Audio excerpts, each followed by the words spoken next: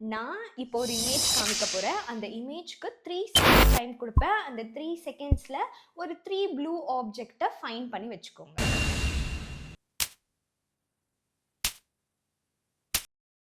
Okay. Find பண்ணிட்டீங்களா? But என்னோட question என்னன்னா, அங்க ஒரு எல்லோ கலர் ஆப்ஜெக்ட் இருக்கும். யாராச்சும் நோட் பண்ணீங்களா? மோஸ்ட் ஆஃப் நோன் தான் ஆன்சர் வந்திருக்கும்.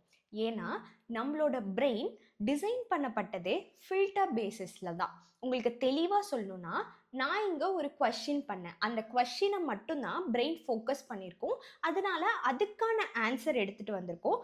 மத்தது எல்லாமே அவாய்ட் பண்ணியிருக்கோம்.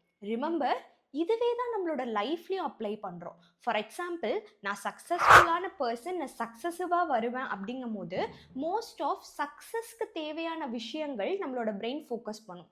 இதுவே எனக்குலாம் எதுவுமே செட் ஆகாது, ஐம் நாட் குட் எனஃப் அப்படின்னு இருந்தால் உங்களோட ஃபெயிலியருக்கு தேவையான விஷயங்களை மட்டும்தான் உங்களோட பிரெயின் ஃபோக்கஸ் பண்ணும்.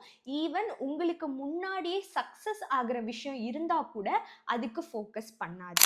சி, நம்மளோட பிரெயினுக்கு நம்ம தான் ப்ரோக்ராமர், நம்மளோட பிரெயினுக்கு நம்ம தான் ட்ரெயினர். ஸோ எப்பயுமே மோஸ்ட் ஆஃப் பாசிட்டிவாக இருக்க பார்த்தீங்கன்னா எல்லாமே பாசிட்டிவாக நடக்கிறதுக்கு அதிகமான வாய்ப்பு இருக்குது. ஸோ ஓவர் திங்க் பண்ணுறதை ஸ்டாப் பண்ணிவிட்டு பாசிட்டிவாக இருக்க ட்ரை பண்ணு.